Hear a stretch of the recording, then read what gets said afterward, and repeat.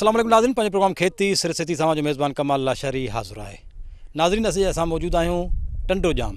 टंडोजाम जिते agriculture university सां गॾु मुख़्तलिफ़ तहक़ीक़ी इदारा जेके आहिनि उहे मौजूद आहिनि।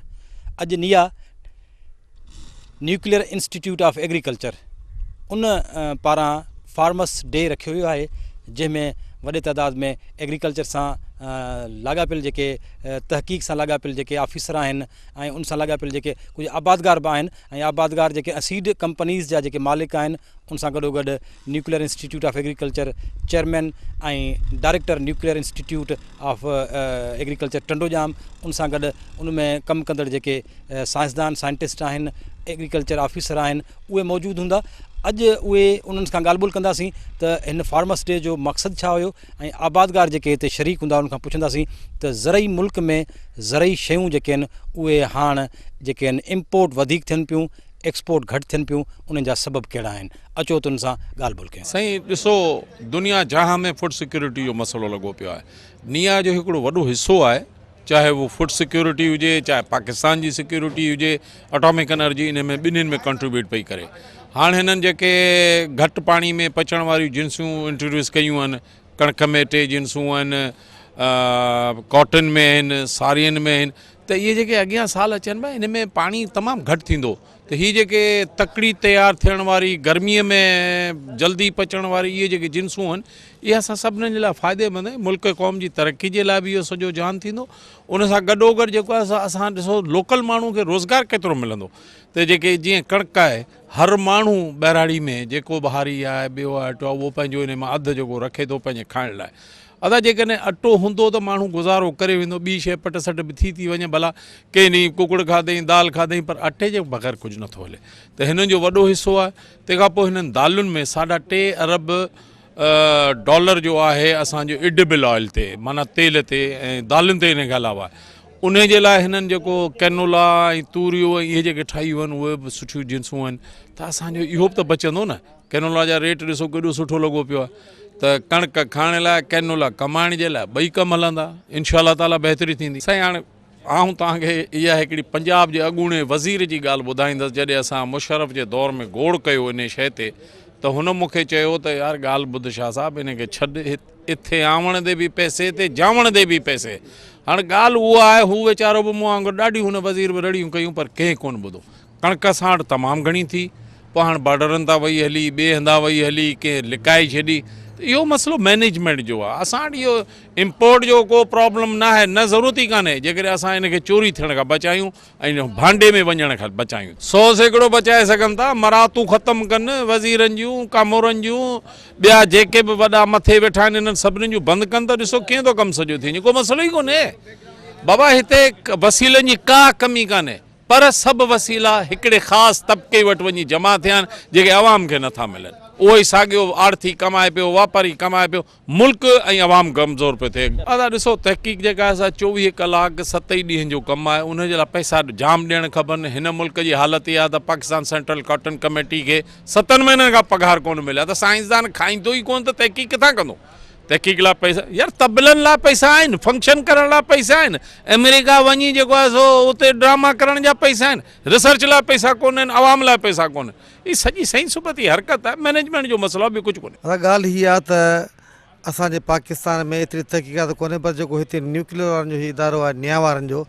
उन्हनि तहक़ीक़ात करे ख़ासि तौर ते कणिक जूं 3-4 जिन्सूं अहिड़ियूं ठाहियूं आहिनि, जंहिंमें निया सारंग आहे, निया शाहीन आहे, त उन्हनि ते रस्ट कोन पई अचे। छो जो पाकिस्तान में जेतिरियूं बि कणिकूं आहिनि, उहे रस्ट जे करे उन्हनि जी प्रोडक्शन जेका आहे तमामु घटिजी वई आहे। ऐं आउं त पाण जस ॾियां थो जेको हीउ इदारो कमु करे पियो, त हिन सुठो कमु कयो आहे ऐं रस्ट फ्री जेके जिन्सूं ठाहियूं अथनि, जंहिंजे करे जेको आहे सो असांजी पैदावार वधे पई। उहो त बिल्कुलु आहे। ऐं ख़ुदि सैंपल खणी आयो आहियां त उहे अनफिट थियनि पिया, ऐं इहा बि माना हा सुठो नज़ारो आहे। जेकॾहिं आउं भले में भली लेबॉर्ट्री चवां, उहा इन निया जी आहे जेका टेस्ट करे ॾे थी। बाक़ी ॿियूं त लेबॉर्ट्रियूं तव्हांजी यूनिवर्सिटी में, हिन में एग्रीकल्चर यूनिवर्सिटी में बि लेबॉर्ट्री पई आहे, पर उन्हनि वटि वञो, उनखे त ख़बर ई कोन्हे रिज़ल्ट ठाहिण जी। ऐं हिननि जी जेको असांजो आबादगार आहे सिंध जो, उहो अॼुकल्ह तव्हां ॾिसंदो भले जेकॾहिं सखर जो आबादगार आहे, लाड़काणे जो आहे या उमरकोट जो आहे, उहो बि सैंपल पंहिंजा खणी जेको आहे नियावार जी लेबॉर्ट्री में आणे थो, त हिननि जो जेका रिज़ल्ट अचे थी उहा ऑथेंटिक रिज़ल्ट आहे। यार उहो त बिल्कुलु आहे, त माना जेके भाण भितर असां इस्तेमालु पिया कयूं सभु स्टैंडर्ड आहिनि, त इहो त वरी गवर्नमेंट जो आहे न जेके चेक एंड बैलेंस करण वारा जेके इदारा वेठा आहिनि उन्हनि जो कमु आहे त उहे उन्हनि ते ॾंडो खणनि उहे त कोन था कनि। असां त पर्सनली जेको असांजो कमु कोन्हे को त ज़मीदार जेको आहे त वञी पैसा भरे जेको आहे त सैंपल टेस्ट कराए, उहे असां पाण माना ख़ुदि जेको आहे ज़ाती तौर ते करायूं पिया। बाक़ी असां गवर्नमेंट खे गुज़ारिश कंदासीं ख़ुदारा कुझु मुल्क में कानून जेको आणियो ऐं इहे ॿिज भाण या उन खां अलावा जेके तव्हांजो पेस्टिसाइड आहिनि सभु स्टैंडर्ड में हलनि पियूं, उन्हनि ते कुझु वाच एंड बैलेंस रखनि त जीअं जेको आहे सो असां पैदावार वधाए सघूं। देखिए, इसमें हमें ख्याल करना चाहिए कि हम ऐसे तरीक़ेकार को अपनाएं ज़राअत के शुबे में जिससे कि ज़रूरी पैदावार को बढ़ाया जा सके। और साथ साथ आपको पता है मौसमियाती तब्दीली का दौर है, इस वक्त चैलेंजेस बहुत सारे दरपेश हैं। उन चैलेंजेस से नबर्द आज़मा होने के लिए भी हमें चाहिए कि हम इस तरह की टेक्निक्स को यूज़ करें जो ऐसे चैलेंजेस से निपटने में हमें मदद दे सके। इसी तरह से आपको पता है ज़रूरी शुबे की बीमारियाँ बहुत होती हैं, तो उन बीमारियों से मुदाफ़त रखने वाली अक़साम को भी रोशनास कराना चाहिए। हमारे इस इंस्टीट्यूट का, जिसको nuclear institute of agriculture Tando Jam कहते हैं, ये 1960 के दिहाई में उस वक्त बनाया गया था जब एटॉमिक एनर्जी अभी नया बना था। तो उस वक्त से ही हम इस हवाले से काम कर रहे हैं। अभी हमारे 4 ज़रूरी तहक़ीक़ी मराकज़ पाकिस्तान भर में हैं, जिसमें से नायाब और निबजी फैसलाबाद में है और नीफ़ा पेशावर में है। अभी आपको पता होगा कि पिछले दिनों DG IAEA यहाँ तशरीफ़ लाए हुए थे, डॉक्टर राफेल मारियानो ग्रॉसी। उन्होंने जो है नायाब को जो फैसलाबाद में है उसको IAEA कोलैबोरेटिंग सेंटर का दर्जा दिया है। और इसका फ़ायदा ये होगा कि ख़ित्ते के ममालिक के लोग और IAEA मेंबर स्टेट्स के जो दीगर ऐसे अफराद जो कि इस शोबे से ताल्लुक़ रखते हैं वो वहाँ पे ट्रेनिंग या तरबियत के लिए आएंगे। अच्छा, आपने बात की है कि जी इसमें किसका ज़्यादा वो है, तो इसका तयन करना इतना आसान इसलिए नहीं है कि बहुत सारे ऐसे फैक्टर्स हैं। एक्सपोर्ट हमें ज़रूर बढ़ाना चाहिए। हम पहले एक ज़माने में गंदम एक्सपोर्ट करते थे, हमें करना भी चाहिए। और उसके लिए अभी देखिए मौसमियाती, अगर आप ऐसे बीज नहीं बोएंगे जिससे कि ज़्यादा फसल हो या वो मुनाफियत रखती हों। जो मैंने आपको बताया कि ये 4 तहक़ीक़ी मराकज़ हमारे काम कर रहे हैं, इनमें 132 से ज़्यादा वैरायटीज़ ऐसी हमने बनाई हैं जो कि इन बीमारियों से जो ज़रूरी शुबे की होती हैं उनसे मुदाफ़ियत भी रखती हैं, मौसमियाती चैलेंजेस का मुकाबला भी करती हैं। और दीगर ये कि मिसाल के तौर पे हमारे मुल्क में ठंडा मौसम भी है, गर्म मौसम भी है, बिल्कुल बंजर ज़मीनें भी हैं और मुख्तलिफ़ तरह की के आप देखें खित्ते हैं हमारे पास। उन तमाम से मुताबिकत रखने वाली अक़साम को मुतारिफ़ कराया जाता है। तो इन तमाम नई टेक्निक्स को हम रोशनास कराएंगे तो इंशाअल्लाह मुस्तक़बिल में हम बेहतर रिज़ल्ट लेंगे। देखिए, मैंने बताया ना, दोनों चीज़ें हैं इसमें शामिल हैं कि आबादकार भी या जो काश्तकार है, अगर वो उसको नहीं उन वैरायटीज़ को नहीं वो करता, और उसके लिए हम ये आगाही के लिए ये जो फार्मर्स डे वगैरह मनाते हैं इसीलिए होता है कि उनको बताया जा सके कि कौन सी किस्म जो है वो ज़्यादा आपको पैदावार देगी। तो असल में यही मसला है जिसकी वजह से हमने ये इस तरह के तमाम डेज़ का एहतमाम किया है, ताकि लोगों में आगाही बढ़े, लोगों में इस तरह की चीज़ें जो हैं लोगों को पता चल जाएँ। जी बिल्कुल होगा, इसी से हम एहतियात करने के लिए और लोग बचें इससे, हम ये आगाही दे रहे हैं लोगों को, ताकि लोग जो है उनको पता हो कि किन अक़साम से, किन चीज़ों से उनको नुकसान हो सकता है। न्यूक्लियर इंस्टीट्यूट ऑफ एग्रीकल्चर का काम ही ये है कि फार्मर्स के ज़रिए यहाँ पे जो फार्मर्स हैं उनके साथ मिल के वो ऐसी चीज़ों को रोशनास कराए, ऐसे काम करे जिससे कि लोगों को फ़ायदा हो। सर, जी अॼोको प्रोग्राम तव्हां ॾिठो पंहिंजो नया वारनि जेको फार्मर्स डे कयो हिते रिसर्च एक्टिविटी जे हिसाब सां, ऐं माण्हुनि खे ॿुधायूं त असांखे कीअं एग्रीकल्चर करणु खपे। हीअ जेको गैप जेको अचे पियो असां वटि जेको आहे फ़ी एकड़ पैदावार में, इहो तमामु वॾो गैप आहे। इन में रिसर्च एंड डेवलपमेंट जी तमामु घणी ज़रूरत आहे। जेकर असां ज़मींदार खे असां नयूं शयूं ॾींदासीं ऐं ग्रास रूट ते उनखे बाक़ाइदा जेका रिसर्च कई आहे उन ते पहुचंदी, तॾहिं असांजो ग्रोअर जेको आहे फ़ी एकड़ पंहिंजी पैदावार वधाईंदो ऐं उनखे फील्ड मैनेजमेंट प्रैक्टिसिस ते बि ध्यानु ॾियणो पवंदो। बिल्कुलु तव्हांजी ॻाल्हि सही आहे। जेको इनपुट्स जेको आहे मेन शइ जेकी उनजी फर्टिलाइज़र जेके आहिनि जेके उहे जेकॾहिं मिलावट वारा हूंदा त असांजो ग्रोअर पैदावार न वठी सघंदो। उन जे लाइ गवर्नमेंट जेका स्टेट जेकी आहे उनजी ज़िम्मेदारी आहे त उहे जेके इन्हनि कंपनी ते बैन करे ऐं उनखे बाक़ाइदा लेबोरेटरीज़ में चेक करे जीअं उहो ज़मींदारनि खे प्रॉपर जेको आहे ओरिजिनल भाण मिली सके। ज़मीन जी सिहत जो ख़्यालु न रखंदासीं त असांजो फ़ी एकड़ पैदावार कोन वधाए सघंदासीं। दुनिया ॾिसो त पंहिंजो सॼो सॉइल ते कमु करे पई, उहे ॾिसनि पिया त भई जेको ऑर्गेनिक जेके शयूं जेके आहिनि फर्टिलाइज़र उन ते वञनि पिया, उहो पंहिंजो ऑर्गेनिक मैटर वधाइनि पिया, फार्म यार्ड मैन्यूर्स इस्तेमालु कनि पिया, जेके असां वटि जेके इहे प्रेस मड जेकी आहे उहा इस्तेमालु कनि पिया माण्हू, जेका असां पंहिंजे इलाइक़े में करायूं पिया। ऐश जेकी आहे उहा तमामु बहितरीनु सोर्स आहे। जेको माइक्रो ऐं मैक्रो न्यूट्रिएंट्स जेके आहिनि उनजो असां इस्तेमालु करायूं पिया उहे जेकॾहिं फार्म यार्ड मैरो इस्तेमालु कंदा ऑर्गेनिक फर्टिलाइज़र इस्तेमालु कंदा त उनजी जेका ज़मीन जी सिहत बि सुधरंदी ऐं असांजी प्रोडक्शन फी एकड़ वधंदी।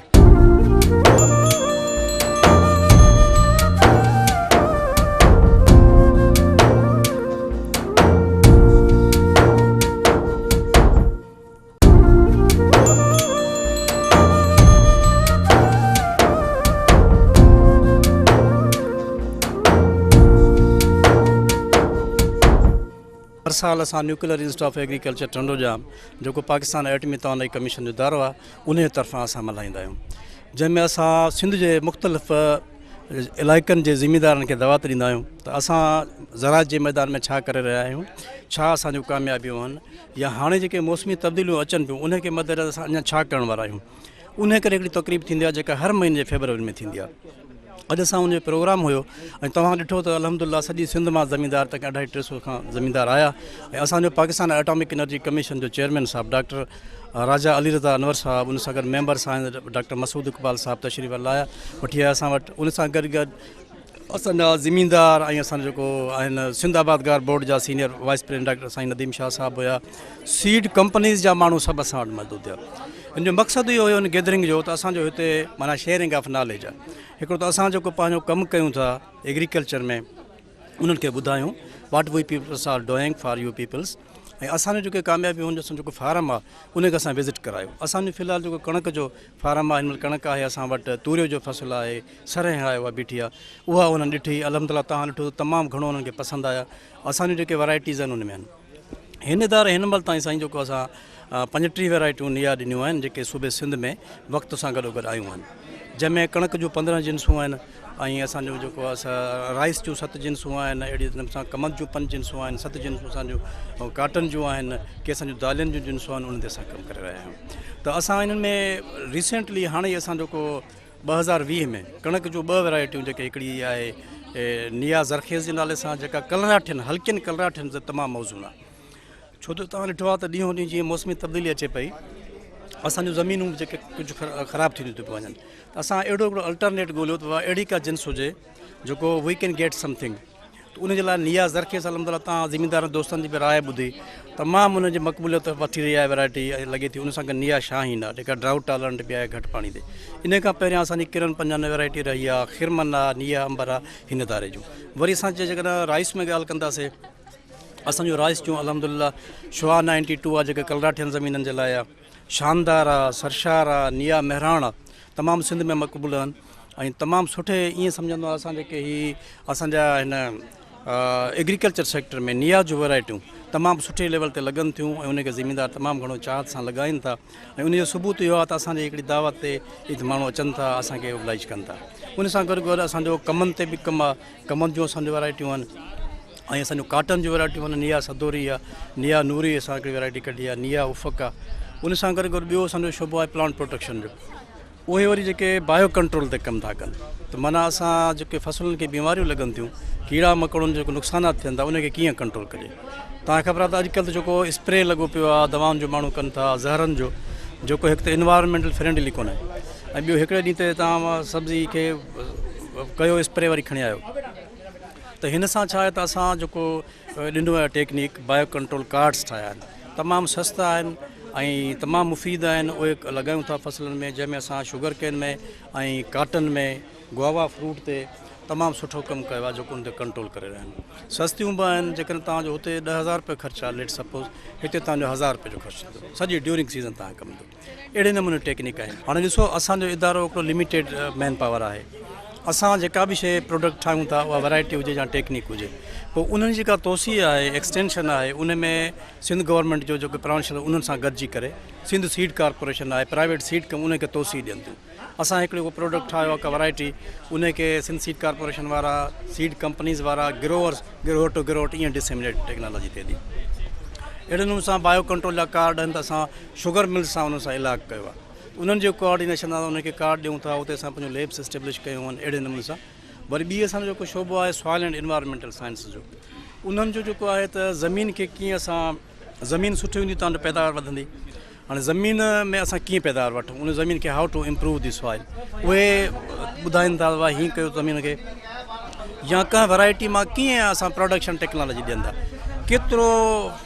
भाणनि जो मिक़दारु उन में लॻायूं ताकी उन में असां पैदावार वधी वठूं। हिकु इहो असां ॾियूं था, उहे दोस्त हुन ते सॉइल एंड एनवायरमेंटल सां। ॿियो उहो छा था कनि त जेके अॼुकल्ह फर्टिलाइज़र में जेके अॼुकल्ह एडल्ट्रेशन आहे मार्केट में, फर्टिलाइज़र जी बोरियूं अचनि थियूं, यूरिया जूं DAP जो हिते अचनि थियूं, उन में महांगे अघ ते ॾियनि था, तमामु महांगी आहे, 15,000 जी बोरी आहे, 10,000 जी बोरी आहे। वरी जॾहिं असां वटि पहुचे थी त उहा नकुल थी असां वटि अचे थो। उनखे कीअं कंट्रोल कजे त असांजो सॉइल एंड एनवायरमेंटल साइंस जो शोबो, असां हिकिड़ो सर्विस प्रोवाइड था कयूं, उन्हनि खे असां टेस्टिंग फैसिलिटीज़ फ्राहम था कयूं। उहे असांजा वटि सैंपल खणी अचनि था मुख़्तलिफ़ ज़िलनि मां फर्टिलाइज़र जा वठण खां पहिरियां, त बाबा असांखे चेक करे ॾियो छा हीउ जेको सैंपल आहे फिट आहे या न आहे फिट। पोइ असां ॾिठो त फर्टिलाइज़र तक़रीबन 42% जेको आहे सैकड़ो फिट आहिनि, बक़ाया अनफिट आहिनि या त लो स्टैंडर्ड आहिनि। माना इन नमूने सां माण्हुनि खे नकुली जेके आहिनि से फर्टिलाइज़र ॾेई उन नुक़सानु पिया कनि। त इन जे लाइ जेको असां अलहमदिल्ला निया जेका टेक्निक आहे ज़मीनदारनि खे तमामु घणी पसंदि आहे। हाणे थोरी आहिस्ते आहिस्ते अवेयरनेस आई आहे। ज़मीनदार भाउ छा था कनि त फसल पोखण खां पहिरियां कंहिं बि जॾहिं वठनि था किथां बि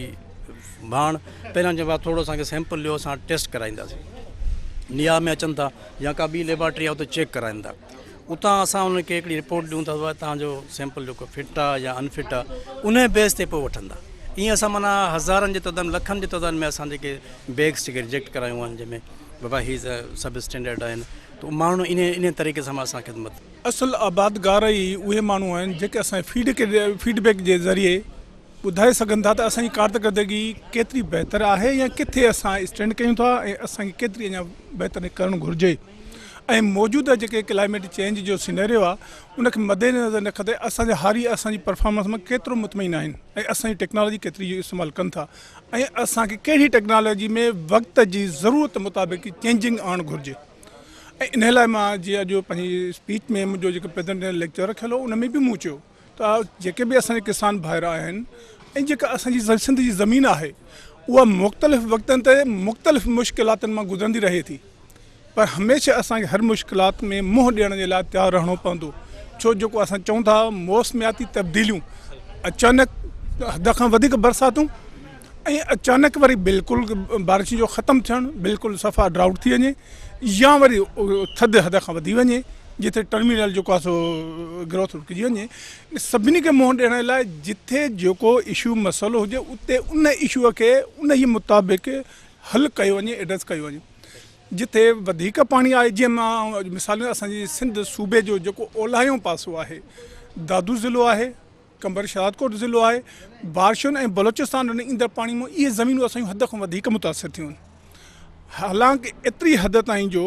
मूंखे इहो ख़दशो आहे त ईंदड़ जेको सारियालो फ़सुलु लॻंदो त छा उहो बहितरु परफॉर्मेंस ॾेई सघंदो। जेका ज़मीन जी फर्टिलिटी या ज़रख़ेज़ी हुई, जेका सम्झो असांजे लाइ हिकु नेमत ऐं रिसोर्स हुई सिंध प्रोविंस जे लाइ, उहा तमामु घणी डिग्रेड या ख़तमु थी चुकी आहे। उनखे रीस्टोर बहाल करणो उन लाइ इंतिहाई ज़रूरु आहे। साइंटिस्ट, रिसर्चर, सिंध प्रोविंस सभिनी खे ख़ुदि मुंहिंजी अपील हूंदी ऐं ख़ुदि बशमूले ऐं ख़ुदि इन ॻाल्हि जो क़ाइल आहिनि जेतिरो थी सघे त असां ज़मीन जी ज़रख़ेज़ी बहाल कयूं। उन लाइ उन लाइ आउं चवंदो आहियां त ग्रीन मैन्यूरिंग बहितरीनु सोर्स असांजे हारी वटि आहे जंतर जी पोखी। उहो छा कंदो, जेके साल्ट हूंदा उहे बि ज़मीन में एक्सकरेट रखंदो, कंटामिनेशन उहो खणंदो, नाइट्रोजन फिक्स कंदो ऐं जेको बायोमास हूंदो उहो तव्हां उन ज़मीन वापसि लॻाईंदो। इनशाला तव्हांजी पहिरें ई सीज़न में ज़मीन काफ़ी बहाल थी वेंदी ऐं तव्हांजी सारियल फसल में पैदावार में कमी कोन थींदी। इन करे आउं चवंदो आहियां। ॿियो वरी भाण, मां हारियुनि खे चवंदो त जिथे बि सायरालो फ़सुलु लॻे थो उते तव्हां बिलाशक अमोनिकल फर्टिलाइज़र इस्तेमालु कयो, या जिथे कलराठी ज़मीनूं आहिनि, हाई पीच आहे, उते छो लासिस घणा थींदा आहिनि सिलेनिटी जे करे या हाई पीएच जे करे। यूरिया तव्हां ॾींदव, अमोनिया जी सूरत में लास थींदो, छो जो ठहियो ई अमोनिया में आहे, वरी वापसि रिसाइकिल थी एटमॉस्फेयर में हली वेंदो। ऐं असां इनखे उते तव्हां या त यूरिया ॾियो पर जेको कोटेड यूरिया आहे। ऐं इन लाइ चवंदो, कुझु दोस्त मुंहिंजा फर्टिलाइज़र कंपनी वारा चवंदा आहिनि त तव्हां कंहिं हिकु कंपनी खे फेवर था ॾियो। ऐं चवंदो मां कंहिं बि हिकु कंपनी खे फेवर न, पर मां प्रोडक्ट खे फेवर थो ॾियां। त ज़बरदस्त यूरिया आहे। मां चवंदो आहियां त इहा एंग्रो वारनि जी बहितरीनु प्रोडक्ट आहे, छो हुन में कोटेड ऑर्गेनिक कोटिंग थियल आहे ऐं उन में ज़िंक बि मौजूदु आहे 1%। सारियुनि जे फसल में